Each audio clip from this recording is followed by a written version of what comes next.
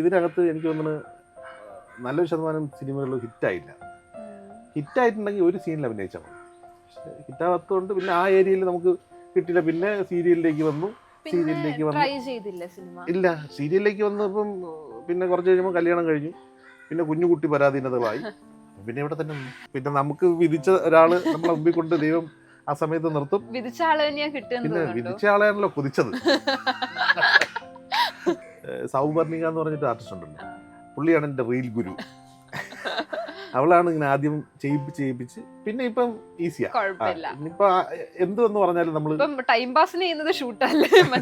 കൂടുതൽ റീൽസ് ആണ് അവിടെ പവിത്രത്തിൽ. പിന്നെ പറ്റില്ല എന്നൊക്കെ ആദ്യത്തെ കാലഘട്ടത്തിൽ തോന്നിയിട്ടുണ്ട്. കാരണം നല്ല ചീത്ത വിളിക്കും ഡയറക്ടേഴ്സേ, നീ എന്തിനാടാ വന്നതെന്നൊക്കെ ചോദിക്കും. കാരണം നമുക്ക് ഇതിൻ്റെ ഒരു ഇതിലോട്ട് വീണമല്ലോ, എക്സ്പീരിയൻസ് ആണല്ലോ.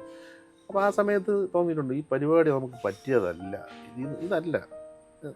പക്ഷേ നമുക്ക് വിധിച്ചിട്ടുണ്ടെങ്കിൽ നമ്മളിവിടെ ഉണ്ടാവും. അത് എനിക്ക് വലിയൊരു പാടാണ്. Hi, hello, welcome to Aurora media. ഇന്ന് നമ്മുടെ കൂടെയുള്ള മിനി സ്ക്രീനിൽ മിന്നിത്തിളങ്ങി നിൽക്കുന്ന ഒരു താരമാണ്. പവിത്രം, മാംഗല്യം എന്ന് പറഞ്ഞ സൂപ്പർ ഹിറ്റ് സീരിയലുകളുടെ ഭാഗമായ സന്തോഷ് ചേട്ടനാണ്. സന്തോഷ് ചേട്ടാ, വെൽക്കം. Thank you. എന്തുണ്ട് ചേട്ടാ, സുഖമാണോ? സുഖമായിരിക്കുന്നു. ആണ്. ഭക്ഷണമൊക്കെ കഴിച്ചോ? ഇല്ല, ബ്രഞ്ചാണ്. ബ്രഞ്ചാണ്. നമ്മളിപ്പോ ഉച്ചയാകാറായി. കുഴപ്പമില്ല, പക്ഷെ എനർജി ഉണ്ട്, സംസാരിക്കാൻ ഫുൾ എനർജിയാണ്. എങ്ങനെ ഷൂട്ടിംഗ് ഒക്കെ എങ്ങനെ പോകുന്നുണ്ട്? ഷൂട്ടിംഗ് നന്നായി പോകുന്നു. ഇപ്പം മാംഗല്യം എന്ന് പറയുന്ന സി കേരളത്തിലെ പ്രോജക്റ്റ് ഉണ്ട്, പിന്നെ പവിത്രം ഏഷ്യാനെറ്റിലെ. രണ്ടും മാംഗല്യം ഏകദേശം 600 എപ്പിസോഡുകളോളം അടുപ്പിച്ചായി. പവിത്രം 150ഓളം അടുപ്പിച്ചായി. രണ്ടും സൂപ്പർ ഹിറ്റ് ആയിട്ട് ഓടുന്നു. അതിന്റെ ഭാഗമായി പറ്റിയ എന്റെ സന്തോഷം. ഇതുപോലെ കുറെ സീരിയലുകളുടെ ഭാഗമായിട്ടുണ്ട് തീർച്ചയായിട്ടും. എത്ര ഇപ്പൊ മൊത്തത്തിൽ എത്ര കുറെ വർഷങ്ങൾ, 20 വർഷത്തോളം എക്സ്പീരിയൻസ് ഇല്ലേ? വലുതും ചെറുതായിട്ട് ഒത്തിരി. എനിക്ക് തോന്നുന്നു 10-35 കൂടുതൽ. അതൊരു ഭയങ്കര ഒരു വലിയ എക്സ്പീരിയൻസ് ആണ്. എങ്ങനെയാ ഒരു എങ്ങനെയായാലും ഒരു വരവ് സീരിയലിലേക്ക്? ആക്ച്വലി ഞാൻ ഈ പഠിക്കുന്ന സമയത്തൊക്കെ ചെറിയ മിമിക്രി പരിപാടിയൊക്കെ ചെയ്യുമായിരുന്നു. നമ്മുടെ അവിടെ ഈ പണ്ട് കേരളോത്സവം എന്ന് പറഞ്ഞിട്ട്, കേരളോത്സവമാണ് നമ്മുടെ ഒളിമ്പിക്സ് എന്ന് പറയുന്നത്. പഞ്ചായത്തുകളെ അടിസ്ഥാനമാക്കി അവിടുത്തെ ക്ലബ്ബുകളെ വെച്ചിട്ട് ഈ ആർട്സ് ആൻഡ് സ്പോർട്സ് അതിൻ്റെ മേള നടക്കും. അപ്പം അതിലൊക്കെ പോയിട്ട് ഈ ചെറിയ ചെറിയ മിമിക്രിയൊക്കെ അവതരിപ്പിച്ച് ചിലപ്പോൾ പ്രൈസ് കിട്ടും, ചിലപ്പോൾ പ്രൈസ് കിട്ടില്ല. അതിങ്ങനെ കാണിച്ച് ഒരു ചാനലിലെ എൻ്റെ അധ്യാപകനാണ്, പുള്ളി പ്രൊഡ്യൂസറും കൂടെയാണ്. ജഗതി വേഴ്സസ് ജഗതി, ജയസൂര്യ ചെയ്തുകൊണ്ടിരുന്നത്. അപ്പം ജയസൂര്യ സിനിമയിലേക്ക് പോയതിനു ശേഷം അവിടെ ഒരാൾ വേണം. അപ്പം ഞാൻ ഏകദേശം ആ സമയത്ത് ഇങ്ങനെയൊക്കെ ഇരുന്നത്. അപ്പം ഞാൻ ശരിക്കും പറഞ്ഞാൽ അന്നൊരു പ്രോഗ്രാം പോലും കണ്ടിട്ടില്ല, ക്യാമറ പോലും കണ്ടിട്ടില്ല ശരിക്കും. അപ്പം അങ്ങനെ പോയി സ്ക്രീൻ ടെസ്റ്റ് ചെയ്തു, എന്നെ സെലക്ട് ചെയ്തു. പക്ഷേ എന്തൊക്കെയോ ഞാൻ കാണിച്ച് ഒപ്പിച്ചു. ഒരു 10-30 എപ്പിസോഡുകളോളം ഞാൻ ചെയ്തു. അതിനുശേഷം പിന്നെയും ചാനലിലാണ് വന്നത്, കൈരളി ചാനലിൽ എൻ്റെ കഥാപാത്രങ്ങളിലൂടെ എന്ന് പറഞ്ഞിട്ട് ഫിലിം സ്റ്റാർസിനെ ഇൻ്റർവ്യൂ ചെയ്യുന്ന പരിപാടി. അതിലാണ് ഞാൻ സ്റ്റാർട്ട് ചെയ്യുന്നത്. എൻ്റെ ഒരു ഭാഗ്യം എന്ന് പറഞ്ഞാൽ ഇപ്പം നിങ്ങൾ ഇരുന്ന് ചെയ്യുന്നത് പോലെ ഒരു 150-ൽ പരം ലെജൻസ് ഉൾപ്പെടെയുള്ള ആൾക്കാരെ ഇൻ്റർവ്യൂ ചെയ്യാനായിട്ട് ഭാഗ്യം. അതൊരു ഭയങ്കര എക്സ്പീരിയൻസ് ആണ്. അന്ന് പിന്നെ ഈ ക്യാമറ ഉള്ള ഫോട്ടോ എടുക്കുന്ന സമ്പ്രദായം ഈ ഫോണിൽ ഇല്ലാത്തതുകൊണ്ട് അങ്ങനെ പറ്റിയിട്ടില്ല. തിലകൻ സാറുണ്ട്, ഭരത് ഗോപി, മോഹൻലാൽ സാറ്, പിന്നെ നെടുമുടി വേണു, KPSC സണ്ണി.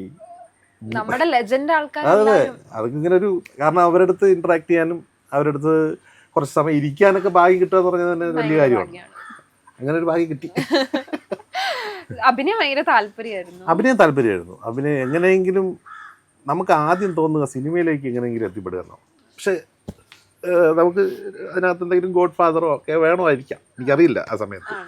ഇപ്പോഴങ്ങനെയല്ല, ഏത് റൂട്ട് വഴി പോകണമെന്നറിയില്ല. പക്ഷേ ഇങ്ങനെ ഇരുന്നിരുന്ന് ചെറിയ ചെറിയ വേഷങ്ങൾ സീരിയൽസിൽ വിളിച്ചു തുടങ്ങി.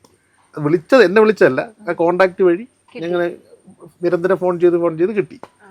അങ്ങനെയാണ് വരുന്നത്. ആദ്യം വരുന്നത് പണ്ട് സൂര്യ TV കന്യാദാനം എന്ന് അല്ലല്ല, പണ്ട് എനിക്ക് തോന്നുന്നു 2004 മറ്റോ.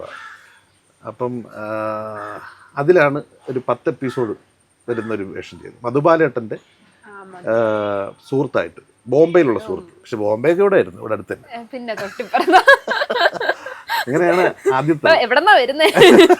ഇപ്പൊ ഞാൻ കൽക്കട്ട. അപ്പൊ അടുത്ത അപ്പൊ അങ്ങനെയാണ് ചേട്ടന്റെ തുടക്കം. പിന്നെ ഒരുപാട് എനിക്ക് തോന്നുന്നു ഈ സാധാരണ സീരിയൽ രംഗത്തുള്ള മെയിൽ ആർട്ടിസ്റ്റിന് കിട്ടാത്ത കുറച്ച് ഭാഗ്യം എങ്ങനെയൊക്കെ കിട്ടിയിട്ടുണ്ട്. വ്യത്യസ്തമായ കഥാപാത്രങ്ങൾ തേടി വന്നിട്ടുണ്ട്. അത് ഇപ്പൊ പവിത്രത്തില് ജോലിക്ക് പോവാത്ത, വീടിട്ട് മാത്രം ഇരുന്ന്, എന്നാ ആള് പാവമാണ്, വേറെ ശല്യക്കാരനൊന്നുമില്ല, പക്ഷെ ജോലിക്ക് പോകില്ല, മടി, ഭയങ്കര മടിയാ. അങ്ങനെ ഒരു കഥാപാത്രമാണ് പവിത്രത്തിൽ. അങ്ങനത്തെ ഒരു കഥാപാത്രം ആദ്യമായിട്ട് ചെയ്തത്. അത് ഗിരീഷ് ഏട്ടൻ, കെ ഗിരീഷ് കുമാർ എന്ന് പറയുന്ന മലയാള സിനിമയിൽ തന്നെ ഇരിക്കുന്ന 10ഓളം സിനിമകളിലോ സ്ക്രിപ്റ്റ് എഴുതിയിട്ടുള്ള ആളാണ്. അപ്പം അദ്ദേഹം സജസ്റ്റ് ചെയ്തിട്ട് എന്നെ വിളിച്ച. അപ്പം എന്നെ കണ്ടിട്ട് പുള്ളിക്ക് തോന്നിയിട്ടുണ്ടാവും. റിയൽ ലൈഫിൽ അങ്ങനെയാണോ? ഏകദേശമൊക്കെ. അല്ല, ആണുങ്ങൾക്ക് പൊതുവെ മടി ഇല്ലേ? ആണുങ്ങൾ പൊതുവെ ഒരു ചെറിയ മടിയൊക്കെ ഉണ്ടാവും. പിന്നെ ചെയ്തോണ്ടിരിക്കും. അത് മടിയുണ്ടെങ്കിൽ സീരിയല് പറ്റത്തില്ലെന്നാ ശരിക്കും. അല്ല, ലൊക്കേഷനിലേക്ക് പോകാൻ വീട്ടില് ജോലി ചെയ്യാനൊക്കെയുള്ള മടിയാണ്. പക്ഷെ പൊതുവെ ചേട്ടനപ്പൊ ജോലിക്ക് പോകാനുള്ള മടിയില്ല. ഇത്രയും വർഷം ഈ ഒരു ഇൻഡസ്ട്രിയിൽ ക്യാരക്ടറല്ലേ നമുക്ക്. ഞങ്ങള് കാണുന്ന ക്യാരക്ടറാ, പക്ഷെ അതിന്റെ പുറകിലുള്ള വർക്ക് എന്ന് വെച്ചാൽ ഒരു നിസാരം വർക്ക് അല്ല. ചേട്ടന് തന്നെ എത്ര മണിക്കൂർ നിന്നിട്ടായിരിക്കും അതുപോലെ. തീർച്ചയായിട്ടും അത് പിന്നെ രസമാണ്. ലൊക്കേഷനുകളൊക്കെ രസമാണ്, അവിടെ പോവാ. പിന്നെ ഇപ്പം ഇൻസ്റ്റാഗ്രാം കാര്യങ്ങളൊക്കെ ഉള്ളതുകൊണ്ട് ഇടയ്ക്ക് റീൽസ് വരും, അങ്ങനെയൊക്കെ അവരെ കൂടെ ചേരും. അങ്ങനെ രസമാണ്. പവിത്രം ഈ വിശ്വൻ എന്ന് പറയുന്ന കഥാപാത്രമാണ്. മാംഗല്യത്തില് നന്ദൻ വേറെ ടൈപ്പാണ്. ഒരേ സമയം ഇങ്ങനെ ഷൂട്ട് വരുമ്പോഴത്തേക്ക് ആ ഒരു റോളിന് ചേഞ്ച് വരത്തില്ല. ഒന്ന് വേറൊരു സ്വഭാവം, മറ്റത് വേറൊരു സ്വഭാവം. അപ്പൊ ആ ഒരു ക്ലാഷ് വരാറുണ്ട്. റോളിന് ചേഞ്ച് ഒന്നും പറ്റില്ല, അവരെ വായിരിക്കുന്ന ഡേറ്റ് കൊടുക്കാത്ത അങ്ങനെ പ്രശ്നം വരുന്നുണ്ടോ? ഡേറ്റ് ക്ലാഷ് ആവൂലേ? ഇതിപ്പോ ആക്ച്വലി എന്റെ ഭാഗത്തു നിന്ന് വന്ന മിസ്റ്റേക്ക് അല്ല, എങ്ങനെയൊക്കെ ഇത് രണ്ടും കൂടെ ഒരുമിച്ചായി. അപ്പൊ പിന്നെ ആരെങ്കിലും ഒക്കെ അഡ്ജസ്റ്റ് ചെയ്ത് തരും. അല്ലെങ്കിൽ കുഴപ്പമില്ല. ഇല്ല, ഈ ഇങ്ങനെ നമ്മള് ഒരു സംഭവം ആക്ട് ചെയ്യുമ്പോഴത്തേക്ക് ആ ഒരു മൈൻഡിലായിരിക്കത്തില്ല. എന്നിട്ട് അടുത്ത ലൊക്കേഷനിലേക്ക് പോകുമ്പോ അങ്ങനത്തെ ഒരു ഷിഫ്റ്റിംഗ്, ആൾക്കാർ മാറുമല്ലോ, നമ്മുടെ മുമ്പിൽ നിൽക്കുന്ന കഥാപാത്രങ്ങൾ മാറുമല്ലോ. അല്ല, നമ്മൾ അതുമായിട്ട് അഡാപ്റ്റ് ആകാൻ അവിടെ കാണുമ്പോൾ നമ്മുടെ ആയിക്കോളും. ആ ലൊക്കേഷനിൽ പോയി അവിടുത്തെ ആൾക്കാരെ കാണുമ്പോൾ. മാംഗല്യത്തില് 300 കോടി സ്വത്തുള്ള അച്ഛന്റെ മകനാണ്. ഇതൊരു മാഷിന്റെ ഇത് പാവം മാഷിന്റെ മകനാണ്. അപ്പം ആ വീട്ടിൽ ചെന്ന് കയറുമ്പോൾ തന്നെ മൊത്തം സിറ്റുവേഷൻ മാറുമല്ലോ. അത് വലിയൊരു ഇതായിട്ട് എനിക്ക് തോന്നിയിട്ടില്ല. ഇല്ല, ഇത്രയും നാള് ചെയ്തതിൽ വെച്ച് ഇഷ്ടപ്പെട്ട ഒരു കഥാപാത്രം ഏതായിരിക്കും? അതിപ്പോ എൻ്റെ പേഴ്സണൽ ഇഷ്ടം എന്ന് പറഞ്ഞാൽ നമുക്കെല്ലാം ചെയ്യുന്നതെല്ലാം ഇഷ്ടപ്പെട്ട് തന്നെയാണ് ചെയ്യുന്നത്. പക്ഷെ ആൾക്കാർ ഇപ്പോഴും എന്നെ വിളിക്കുന്നതും ഇപ്പോഴും ആ ക്യാരക്ടറിൻ്റെ പേരിലാണ്. അതിൻ്റെ സംവിധായകനാണെങ്കിലും അതിൻ്റെ ക്യാമറാമാൻ ആണെങ്കിലും അതിൻ്റെ റൈറ്റർ ആണെങ്കിലും ഇപ്പോൾ ഫോൺ വിളിച്ചു കഴിഞ്ഞാൽ എന്നെ ആ പേരിലാണ് വിളിക്കുന്നത്. അത് 3 മണി എന്ന് പറഞ്ഞ് ഫ്ലവേഴ്സിലെ മനസ്സിജൻ എന്ന് പറയുന്ന ക്യാരക്ടറാണ്. അത് ഇപ്പോഴും വിളിക്കും. അതെന്തോ ഒരു അത്ഭുതമാണ്. അതെ, അത് ഭയങ്കര ഒരു ലൈഫ് ചേഞ്ചിങ് ഒരു സീരിയലായിരുന്നല്ലേ? അതെ, കാരണം നമ്മളൊരു ഇമേജ് തന്നെ മാറ്റിയ ഒരു സീരിയലാണ്. അഭിനയം എങ്ങനെ ഇപ്പം ഇത്രയും വർഷം കഴിഞ്ഞപ്പോഴത്തേക്ക് ഇപ്പോഴും ആ ഒരു ഇഷ്ടമുണ്ടോ? പിന്നെ കൊള്ളാം. അഭിനയം നമ്മൾ ഇഷ്ടപ്പെട്ടില്ലെങ്കിൽ പിന്നെ നമ്മൾ ഈ പണിക്ക് പോകരുതല്ലോ. പൊതുവെ എല്ലാവരും എന്ന് വെച്ച് കഴിഞ്ഞാൽ നമ്മള് സീരിയൽ കഴിഞ്ഞ സിനിമ എന്നുള്ളൊരു റൂട്ടാണ് നമ്മൾ പിടിക്കുന്നത്. ചേട്ടൻ ഇപ്പൊ നേരെ തിരിച്ചാ, സിനിമ കഴിഞ്ഞ സീരിയൽ എന്നുള്ളൊരു ചെറിയ ചെറിയ സംഭവങ്ങൾ ആദ്യമൊക്കെ ചെയ്തു. അതില് സ്വപ്നം കൊണ്ട് തുലാഭാരമൊക്കെ ചെയ്തിട്ടുണ്ടായിരുന്നു. അതിൽ ചെറിയ ചെറിയ അവിടെയൊക്കെ ഉണ്ട്. പിന്നെ ചങ്ങാതി പൂച്ച, പിന്നെ മലയാളക്കര റെസിഡൻസി, പിന്നെ നമ്മുടെ നടുവിലെ മറ്റേ വിജയ് സേതുപതിയുടെ ഒരു സിനിമ റീമേക്ക് വന്നു, മെഡില ഒബ്ലാങ്കട്ട എന്ന് പറഞ്ഞിട്ട്. അതിലൊരു പക്ഷേ ഈ നമ്മളൊരു നിർഭാഗ്യം എന്ന് വെച്ചാൽ ഈ ഇതിനകത്ത് എനിക്ക് തോന്നുന്നു നല്ലൊരു ശതമാനം സിനിമകൾ ഹിറ്റായില്ല. ഹിറ്റായിട്ടുണ്ടെങ്കിൽ ഒരു സീനിൽ അഭിനയിച്ചാൽ മതി. പക്ഷേ ഹിറ്റാവാത്തതുകൊണ്ട് പിന്നെ ആ ഏരിയയിൽ നമുക്ക് കിട്ടില്ല. പിന്നെ സീരിയലിലേക്ക് വന്നു. ഇല്ല, സീരിയലിലേക്ക് വന്നപ്പം പിന്നെ കുറച്ച് കഴിയുമ്പോൾ കല്യാണം കഴിഞ്ഞു. പിന്നെ കുഞ്ഞുകുട്ടി പരാധീനതകളായി. പിന്നെ ഇവിടെ തന്നെ നിന്നു. കല്യാണം ഒരു അറേഞ്ച് മറ്റേ ലവ് മാരേജ് അല്ലായിരുന്നോ? അതിനൊരു കഥയൊക്കെ ഇല്ല എന്തൊക്കെയോ? കഥയുണ്ടോ? എന്ത് കഥയാ? എനിക്കറിയില്ല, അത് ചോദിച്ചതാ ഞാൻ. ആ കഥ എനിക്ക് കേൾക്കാൻ വേണ്ടി. കഥ ഇല്ല, അതൊരു അൺഎക്സ്പെക്റ്റഡ് മീറ്റ്. പിന്നെ നമുക്ക് വിധിച്ച ഒരാള് നമ്മളെ മുമ്പിൽ കൊണ്ട് ദൈവം ആ സമയത്ത് നിർത്തും. വിധിച്ച ആള് തന്നെയാ കിട്ടുമെന്ന് പിന്നെ തോന്നുന്നുണ്ടോ? വിധിച്ച ആളെയാണല്ലോ കൊതിച്ചത്. അതെ, അങ്ങനെ ആ ലൈഫ് ഇങ്ങനെ സുഖമായിട്ട് സന്തോഷമായിട്ട് പൊയ്ക്കൊണ്ടിരിക്കുന്നു. ആണ്. ചേച്ചി അടിയൊക്കെ കൊടുക്കട്ടെ ഇടയ്ക്ക്. അടി ഉണ്ടെങ്കിലല്ലേ പിന്നെ സ്നേഹം വഴക്കും വക്കാണോ ഇല്ലാതെ എന്ത് ജീവിതം ആ. അല്ലേ? സിനിമയിലും അതുപോലെ, സിനിമ സീരിയലൊക്കെ അതുപോലെ തന്നെ. ആണ്. ഇപ്പം ഈ റൊമാൻസ് എങ്ങനെ ഇപ്പോഴും ലൈവായിട്ടൊക്കെ ഇങ്ങനെ നിർത്തുന്നുണ്ടോ കല്യാണം കഴിഞ്ഞിട്ട് ഇത്രയും വർഷം? റൊമാൻസ് ഒക്കെ ഇപ്പോഴും നിൽക്കുന്നുണ്ടെന്ന് ചോദിച്ചാൽ ഞാൻ അത് പറഞ്ഞു കഴിഞ്ഞാൽ എന്താ റൊമാൻസ് ഒന്നും ഇങ്ങനെ വരാന്നില്ല. ഇല്ല, അതൊന്നും അത് പെട്ടെന്ന് വരുന്ന കുട്ടി പരാധീനതകളും പിള്ളേരൊക്കെ നിൽക്കുമ്പോൾ എന്ത് റൊമാൻസ്. പിള്ളേരില്ലെങ്കിൽ ചില റൊമാൻസ് ആയിരിക്കും. ഓക്കെ. മക്കളൊക്കെ? മക്കള് മൂത്ത മകള് ദേവനന്ദ 9th പഠിക്കുന്നു, ഹോളി ഏഞ്ചൽസ് ISC നന്നങ്കോട്. അറിയാം അറിയാം. മകൻ ദേവാംശ് 1ാം ക്ലാസ്സിൽ പഠിക്കുന്നു. പുള്ളി അവിടെ തന്നെ. അല്ല, ഈ ഷൂട്ടിന്റെ ഇടയിൽ മക്കൾക്ക് വേണ്ട ടൈം ഒക്കെ കൊടുക്കാനുള്ളൊരു കിട്ടും, കുഴപ്പമില്ല. പാരന്റിങ്ങിന് അപ്പൊ പ്രശ്നമൊന്നുമില്ല. ഇല്ല, പ്രോപ്പർ ആയിട്ട് വലിയ മിസ്സിംഗ് ഒന്നും അവർക്ക് വരാൻ സാധ്യതയില്ല. ഇപ്പൊ അവരോട് ചോദിക്കണത്. അപ്പൊ ആരാ ഏറ്റവും കൂടുതൽ ലൈക്ക് കുറച്ച് സ്ട്രിക്റ്റ് ആയിട്ട് ആരോ ഉള്ളത് പേരൻസിൽ നിങ്ങളില്? എന്റെ ഭാര്യ. ആണോ? അവർ ഭയങ്കര 3 മക്കളാ. അപ്പൊ പ്രതീക്ഷിക്കാം. അപ്പൊ പ്രതീക്ഷിക്കാം. മൂത്ത മകൻ ഞാൻ. ഈ ഇപ്പൊ ഷൂട്ടിന്റെ ഇടയിൽ വരുമ്പോഴത്തേക്ക് നിങ്ങൾക്ക് കുറെ ഫ്രീ ടൈം കാണും, കാര്യങ്ങൾ കാണും. അപ്പൊ നിങ്ങളുടെ ആ ഒരു ലൊക്കേഷൻ എങ്ങനെയാണ്? 2 ലൊക്കേഷനും 2 രീതിയിലായിരിക്കും. ഏതാ കുറച്ചുകൂടെ ഫണ്ണ്? ഈ അടിയുണ്ടാക്കല്ലേ പറഞ്ഞാൽ കൊള്ളായിരുന്നു. എന്നാലും ശരിക്കും സത്യസന്ധമായിട്ട് പറയുകയാണെങ്കിൽ പവിത്രമാണ്. കാരണം ഈ ഫ്രീ ടൈമിൽ അനില ചേച്ചി ഉണ്ട്, അല്ല ശ്രീ. അനില ചേച്ചി റീൽസിന്റെ ആളാ. അപ്പൊ പുതിയ പുതിയ സാധനങ്ങൾ അനില ചേച്ചി ഭയങ്കര ആക്റ്റീവാ. ആ പണ്ട് തൊട്ടേ മറ്റേ സീരിയൽ ഉണ്ടല്ലോ ജ്വാലയായി, ആ ഒരു ഏജിൽ 21ാമത്തെ ഏജിൽ വെച്ചാണ് ചേച്ചി വയസ്സി ആയിട്ട് അഭിനയിച്ചത്. അപ്പം ആ ഒരു എനർജി തന്നെ ചേച്ചിക്ക് ഇപ്പോഴും ഉണ്ട്. അപ്പൊ നമ്മളിങ്ങനെ ഇരിക്കും, ഇതുകൊണ്ട് കാണിക്കും, ഇത് ചെയ്ത്. ഞാൻ ഈ റീലെന്ന് പറയുമ്പം ആ വഴിക്ക് ഓടുന്ന ആളാ. പക്ഷെ സൗവർണിക എന്ന് പറഞ്ഞിട്ട് ആർട്ടിസ്റ്റ് ഉണ്ടല്ലോ, പുള്ളിയാണ് എൻ്റെ റീൽ ഗുരു. അവളാണ് ഇങ്ങനെ ആദ്യം ചെയ്യിപ്പിച്ച് പിന്നെ ഇപ്പം ഈസിയാ. ഇനിയിപ്പൊ എന്തെന്ന് പറഞ്ഞാലും നമ്മള് ടൈം പാസിന് ചെയ്യുന്നത് ഷൂട്ടല്ലേ, കൂടുതൽ റീൽസ് ആണ് അവിടെ പവിത്രത്തിന്. ഇവിടെ പിന്നെ അങ്ങനെ റീൽസിന്റെ ഒരു ഇത് വരണില്ല. മാംഗല്യത്തിലെ പലരും 2 ഫ്ലോർ ഉണ്ട്, പലരും പല റൂമിലായിരിക്കും. പിന്നെ ഇവരെല്ലാവരെയും കൂടെ കോർഡിനേറ്റ് ചെയ്ത് കൊണ്ടുവന്ന് ചെയ്യാനായിട്ടുള്ളൊരു ബുദ്ധിമുട്ട്. അപ്പൊ ചിലര് സീനിലായിരിക്കും, മറ്റേത് എല്ലാവരും കൂടെ ഒരുമിച്ച് തന്നെ ഉണ്ട്. ഒരു ഓടിട്ട വീടല്ലേ, അപ്പൊ എല്ലാരും തൊട്ടടുത്ത് തന്നെ അപ്പുറത്തൊക്കെ ഉണ്ട്. അപ്പൊ പെട്ടെന്ന് പ്ലാൻ ചെയ്ത് ചെയ്യാൻ പറ്റും. എനിക്കൊന്ന് മിക്ക ദിവസം എല്ലാരും കാണുമായിരിക്കും തോന്നുന്നല്ലേ. ഞങ്ങളുടെ വീട്ടില് സുധാകരൻ മാഷ്, ചേച്ചി, പിന്നെ 3 ആമക്കള്, 3 മരുമക്കള്, ഇവരെല്ലാരും അവിടെ ഉണ്ട്. ഒരു കുഞ്ഞുട്ടിയും കൂടെ ഉണ്ടല്ലോ. കുഞ്ഞുട്ടിയുണ്ട്, മുത്തശ്ശി ഉണ്ട്. മുത്തശ്ശി സെൽഫി മുത്തശ്ശി. അത് നല്ലൊരു ക്യാരക്ടറാണ് കേട്ടോ. ചമ്മ. അല്ല, ഏതെങ്കിലും ഒരു മൊമെന്റ് തോന്നിയിട്ടുണ്ടോ ഈ അഭിനയം എനിക്ക് പറ്റത്തില്ല, അഭിനയം നിർത്തി എനിക്കൊരു ജോലി, അങ്ങനെ ഒരു മൊമെന്റ് എപ്പോഴും? അഭിനയം പറ്റില്ല എന്നൊക്കെ ആദ്യത്തെ കാലഘട്ടത്തിൽ തോന്നിയിട്ടുണ്ട്. കാരണം നല്ല ചീത്ത വിളിക്കും ഡയറക്ടേഴ്സേ, നീ എന്തിനാടാ വന്നതെന്നൊക്കെ ചോദിക്കും. കാരണം നമുക്ക് ഇതിൻ്റെ ഒരു ഇതിലോട്ട് വീണമല്ലോ, എക്സ്പീരിയൻസ് ആണല്ലോ. അപ്പോൾ ആ സമയത്ത് തോന്നിയിട്ടുണ്ട് ഈ പരിപാടി നമുക്ക് പറ്റിയതല്ല, ഇതല്ല.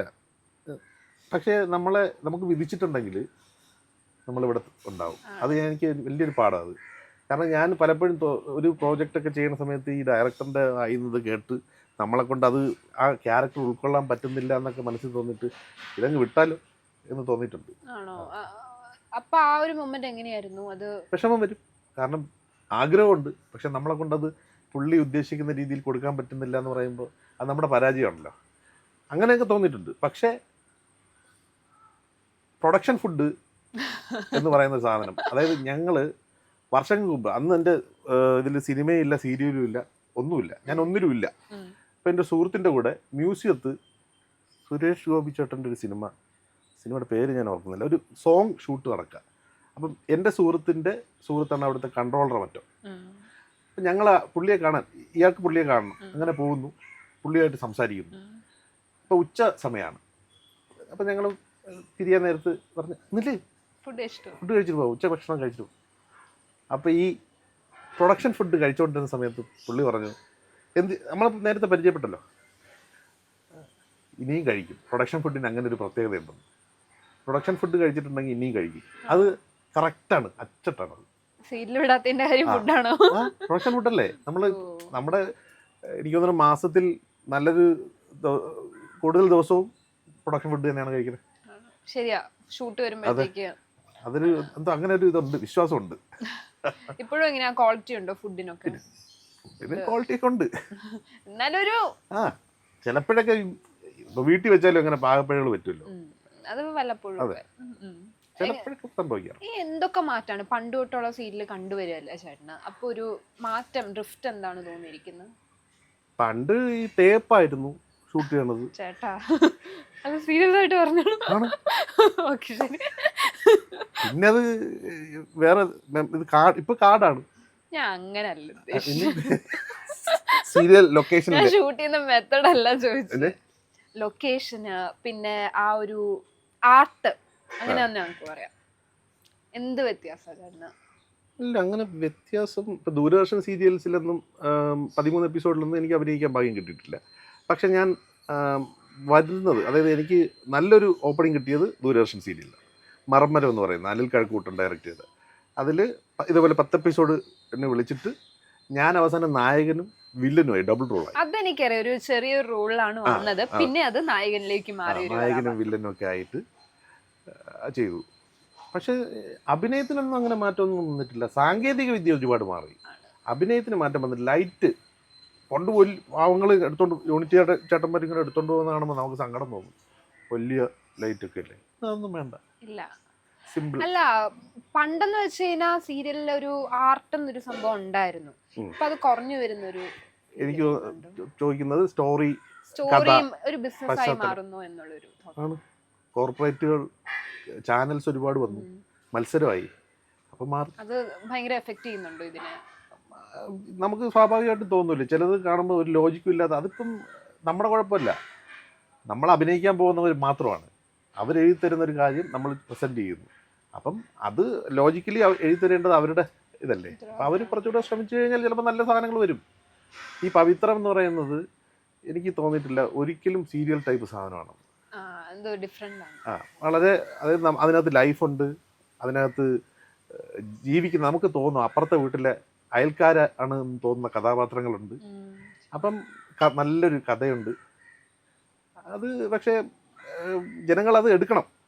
അല്ല, എനിക്കൊന്നും അത് പൊതുവെ ഇപ്പൊ അങ്ങനെ കാണുന്ന കുറവാ, ഒരു ഫാൻസി സംഭവമാണ് പൊതുവെ. അതുകൊണ്ട് നമ്മൾ പ്രേക്ഷകർ തന്നെ ആര് കണ്ടാലും പറയും നല്ല സീരിയൽ, നല്ല സീരിയൽ എന്ന് പറയും. അങ്ങനെ വരട്ടെ, മാറ്റങ്ങൾ വരണം. മാറ്റങ്ങൾ